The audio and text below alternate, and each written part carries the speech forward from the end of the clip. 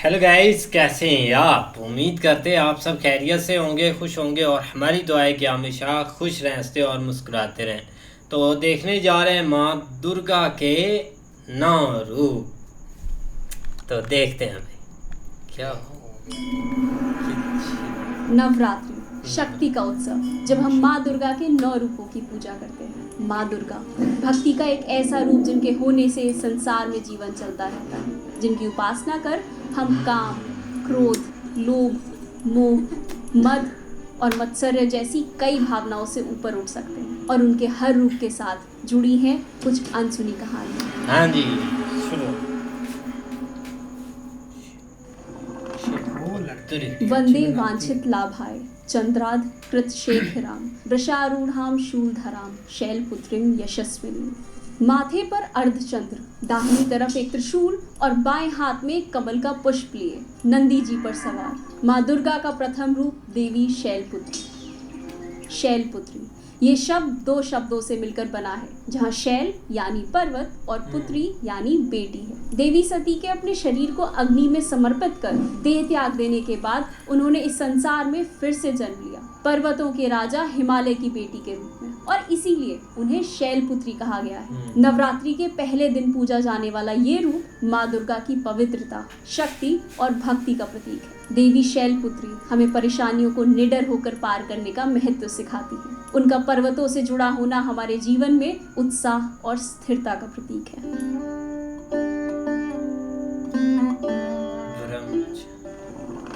दधाना कर पद्माभ्याम अक्षमाला कमंडलु देवी प्रसीदतु मयि ब्रह्मचारिणी युक्तमा। माँ दुर्गा का दूसरा अवतार देवी ब्रह्मचारिणी। दाहिने हाथ में कमंडल और बाएं हाथ में अक्षमाला। ना कोई वाहन, ना कोई अस्त्र, ना शस्त्र। नवरात्रि के दूसरे दिन पूजा जाने वाला ये रूप त्याग, तप, एकांत और पवित्रता का प्रतीक है। भक्त उनसे सुख समृद्धि की प्राप्ति के लिए आशीर्वाद प्राप्त करते हैं। ब्रह्मचारिणी के रूप में माँ दुर्गा हमारे जीवन को ज्ञान और सादगी के प्रकाश से भर देती है। देवी सती के पार्वती जी के रूप में जन्म लेने के बाद एक बार नारद जी उनसे मिलने आए। नारद जी ने पार्वती जी को बताया कि शिव जी से विवाह करने के लिए उन्हें कठोर तपस्या करनी होगी। ये बात जानकर पार्वती जी सारा सुख त्याग कर घने जंगलों में तप करने चली गई। उन्होंने कई वर्षों तक अन्न और जल का त्याग कर तपस्या की। देवी पार्वती के इस रूप को ब्रह्मचारिणी का नाम दिया गया है। ब्रह्मचारिणी ये शब्द ब्रह्म और चारिणी से मिलकर बना है। ब्रह्म यानी तपस्या में लीन और चारिणी यानी तपस्विनी, जो अधर्मी संसार में धर्म और तपस्या की नींव स्थापित करती है।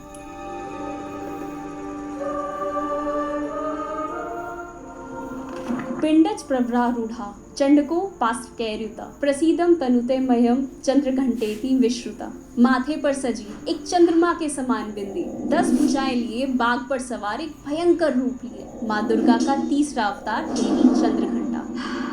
चंद्रघंटा यानी जिनके माथे पर एक चंद्रमा समान बिंदी है, जो एक घंटे की तरह दिखती है। उनकी चंद्रमा जैसी बिंदी उनकी दिव्यता और शांत स्वरूप का प्रतीक है। भगवान शिव जब पार्वती जी के द्वार पर बारात लेकर आए, उनके अघोर रूप और भूत प्रेतों की बारात को देखकर सभी लोग डर गए। ये देखकर पार्वती जी बहुत दुखी हुई और इसीलिए उन्होंने भी एक प्रचंड अवतार ले लिया, देवी चंद्रघंटा के रूप में। इस रूप में आकर पार्वती जी ने शिव जी से प्रार्थना की कि वे एक दूल्हे की तरह सजकर बारात लेकर आए। शिव जी ने उनकी प्रार्थना स्वीकार कर ली और एक सुंदर अवतार और देवताओं की बारात लेकर पार्वती जी के महल में प्रवेश किया। तब माँ पार्वती ने देवी चंद्रघंटा के रूप में शिव जी के साथ विवाह किया। नवरात्रि के तीसरे दिन पूजा जाने वाला ये रूप हमारे जीवन में सुकून और सुरक्षा का प्रकाश भर देता है। कहते हैं जब भक्त सच्चे मन से माँ चंद्रघंटा की आराधना करते हैं तो उनके जीवन से सारी नकारात्मक शक्तियों का खात्मा हो जाता है और उनकी सारी मानसिक चिंताएं दूर हो जाती हैं।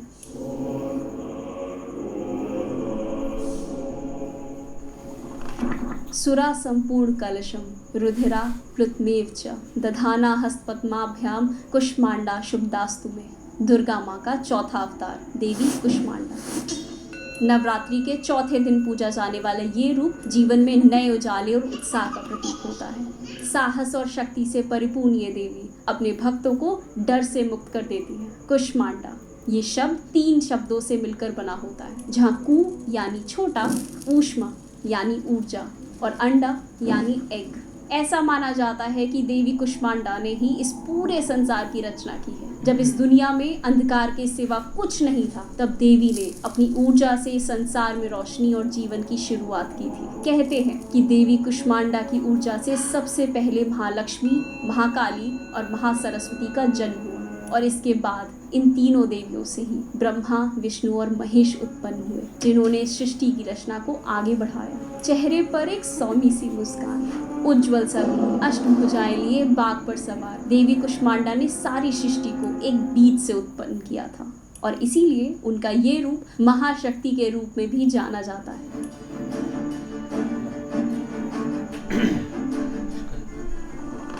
सिंहासन गता नित्यम पद्माशित करद्वया शुभदासु सदा देवी स्कंद माता यशस्विनी। 4 भुजाएं, जिसमें से एक हाथ पर भगवान कार्तिकेय, 2 हाथों में कमल का फूल और शेर पर सवार, चौथे हाथ से अपने भक्तों पर ममता और स्नेह बरसाती हुई दुर्गा माँ का 5वां अवतार देवी स्कंद माता।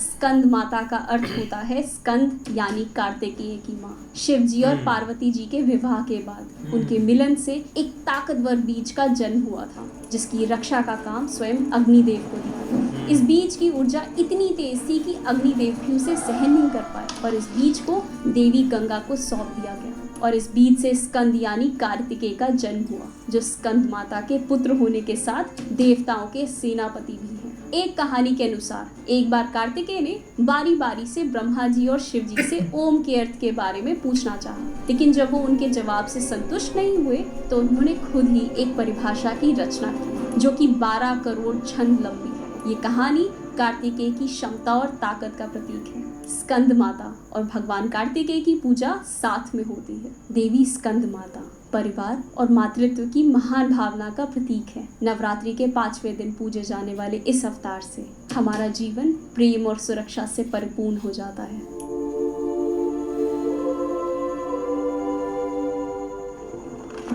चंद्रहासोज्ज्वलकरा शार्दूल वरवाहना कात्यायनी शुभम दध्या देवी दानव घाटिनी। दुर्गा माँ का 6वां अवतार देवी कात्यायनी। नवरात्रि के 6ठे दिन पूजा जाने वाला ये रूप साहस, सामर्थ्य और शक्ति का प्रतीक है, जो कि राक्षस वृत्ति पर दैवीय शक्ति की विजय को दर्शाता है। 4 भुजाएं, एक में तलवार, एक में कमल का पुष्प, शेर पर सवार, 2 भुजाओं से अपने भक्तों को आशीर्वाद देते हुए उनकी रक्षा करते हुए। कात्यायनी का अर्थ होता है महर्षि कात्यायन की कन्या। महर्षि कात्यायन की कोई संतान नहीं थी, इसलिए उन्होंने त्रिदेव को प्रसन्न करने के लिए घोर तपस्या की। तब उन तीनों ने अपनी शक्तियों के मेल से एक कन्या की रचना की। इस कन्या में हजारों सूरज जितना तेज था। सभी देवताओं ने उन्हें अपने अपने शस्त्रों के रूप में अपना आशीर्वाद दिया। त्रिशूल, तलवार, कमंडल, सुदर्शन चक्र और बहुत कुछ। ये कन्या ऋषि कात्यायन की पुत्री बनी, देवी कात्यायनी। माँ दुर्गा का वो रूप जिसने महिषासुर नाम के असुर के अत्याचारों से इस धरती को मुक्ति दिलाई थी और इसीलिए देवी कात्यायनी को महिषासुर मर्दिनी के नाम से भी जाना जाता है।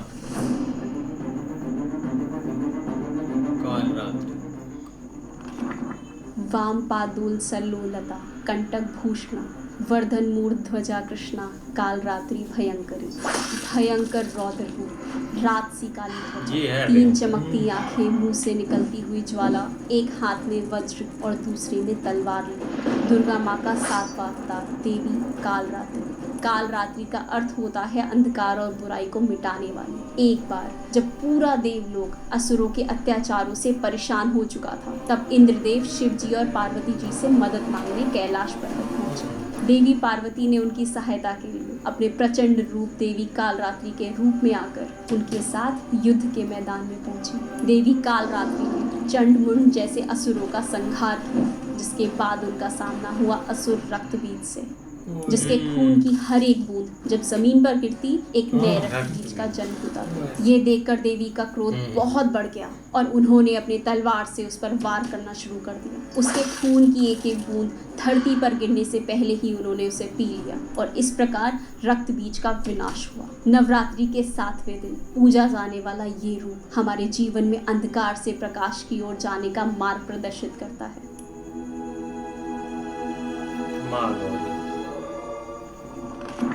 श्वेते वृषे संहारूढ़ा श्वेतांबर धरा शुचि महागौरी शुभम दघा महादेव प्रमोदता। दुर्गा माँ का 8वां अवतार देवी महागौरी। नवरात्रि के 8वें दिन पूजा जाने वाला ये रूप दया, साहस और नैतिकता का प्रतीक है। उनकी उपासना से हमारी आत्मा पवित्र हो जाती है। चंद्रमासी चमकती हुई त्वचा लिए, सफेद वस्त्र, 4 भुजाएं जिनमें से एक में त्रिशूल और एक में डमरू लिए, सफेद पील पर सवार महागौरी।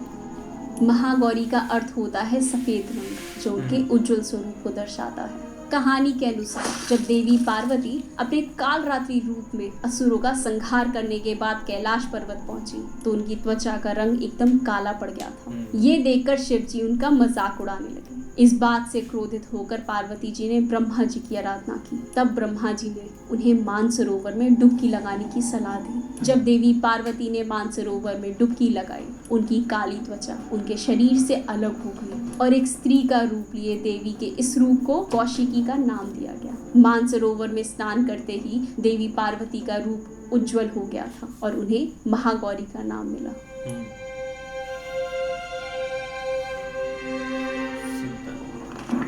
सिद्ध गंधर्व यक्षाघैर सुरैर मरैरपि सेव्यमाना सदा भूयात सिद्धिदा सिद्धिदायनी। कमल पर विराजमान, एक भुजा में गदा और एक में चक्र, एक में कमल का फूल और एक में शंख। शेर पर सवार होने वाली माँ दुर्गा का 9वां और अंतिम अवतार देवी सिद्धिदात्री। सिद्धिदात्री का अर्थ होता है सिद्धि, यानी आध्यात्मिक शक्ति प्रदान करने वाली। समय की शुरुआत में जब महाशक्ति ने अपनी ऊर्जा से संसार की रचना की थी, तब उन्होंने 3 देवियों को जन्म दिया था। कुछ समय बाद त्रिदेव फिर से देवी के पास पहुंचे और उनके सामने पूर्णता पाने की इच्छा जताई, क्योंकि बिना स्त्री शक्ति के इस संसार की रचना संभव नहीं थी। तब देवी महाशक्ति ने देवी सिद्धिदात्री की रचना की। देवी के इस रूप की अद्भुतता हमारे शब्दों से भी परे है। देवी सिद्धिदात्री ने त्रिदेव को 8 प्रमुख सिद्धियों के साथ साथ 10 दूसरी सिद्धियों का आशीर्वाद भी दिया और फिर देवी सिद्धिदात्री और भगवान शिव का अद्भुत संगम हुआ, जिसे हम आज अर्धनारीश्वर के रूप में जानते हैं। नवरात्रि के 9वें और अंतिम दिन पूजा जाने वाला ये रूप सिद्धि और आध्यात्मिक ज्ञान का प्रतीक होता है और इस प्रकार नवरात्रि के 9 दिनों का संपन्न होता है। शैलपुत्री से लेकर सिद्धिदात्री तक हर अवतार एक अनोखा संदेश लेकर आता है। ये रूप हमें जीवन में शक्ति, भक्ति और आध्यात्मिक ज्ञान के महत्व को समझाते हैं। देवी के 9 रूपों के अलावा कुछ ऐसे भी रूप हैं जिनका महत्व तंत्र साधना में भी माना जाता है। अगर आप इन रूपों के बारे में जानना चाहते हैं तो हमारी ये वीडियो जरूर देखिए। आपको हमारी ये वीडियो कैसी लगी हमें कमेंट्स में जरूर बताइए। अगर पसंद आई हो तो इसे लाइक और शेयर कीजिए और ऐसी ही अनकही, अनसुनी और अनदेखी कहानियों के लिए राज को सब्सक्राइब कीजिए। See you in the next one. वाह, बिल्कुल यार, बहुत एक अच्छी वीडियो। और ये है कि इस वीडियो में काफ़ी ज़्यादा उन्होंने इन्फॉर्मेशन दी है कि जो एक 9 के 9 रूप हैं और हर एक रूप का अलग से अलग महत्व है। लेकिन ये कि हमने जो सभी रूप के बारे में ना काफ़ी ज़्यादा वीडियोस देखी और एक सीरीज़ में भी हमने काफ़ी देखा, लेकिन ये कि उसमें सबसे बढ़कर जो एक रथ बीच वाला है ना, उसकी तो बात की जाए तो वो बहुत ही एक ख़तरनाक था। इसीलिए ख़तरनाक था कि किसी को तो समझ लग नहीं रही थी कि जो भी उसको मारता था, जब उसका रथ था गिरना तो उस वहाँ से तो एक नया निकल आना था, वहाँ मारना वो नया निकल आना। लेकिन वहाँ पर आकर माँ काली ने जो एक रूप लिया था ना, वो काफ़ी ज़्यादा एक ख़तरनाक था कि वहीं उसको मारना, उसका जो खून निकलना वो ऐसे पकड़ लेना और नीचे गिरने से पहले उसको मार देना। तो उन्होंने आकर ना रथ बीच को एक सही ख़त्म किया था। बाकी भी काफ़ी एक रूप के बारे में उन्होंने जो इन्फॉर्मेशन दी है, नहीं बाकी सही बात है। एक सारी एक मतलब कि पता तो भाई एक पहले भी था, एक 9 रूप है, लेकिन एक रूप के बारे में कि उसका एक मतलब कि एक काम क्या या एक समय लेके जो एक 9 दिन होने हैं, लोग एक अलग अलग एक मतलब कि अपना जो भी उन्होंने प्रार्थना करनी है वो करेंगे। ये बहुत एक अच्छी बात होती है। अब देखो ना, ज़्यादातर लोगों को नहीं भी पता होता है कि चाहे जो भी हो जाए, सारी नहीं लोग इन्फॉर्मेशन रखते।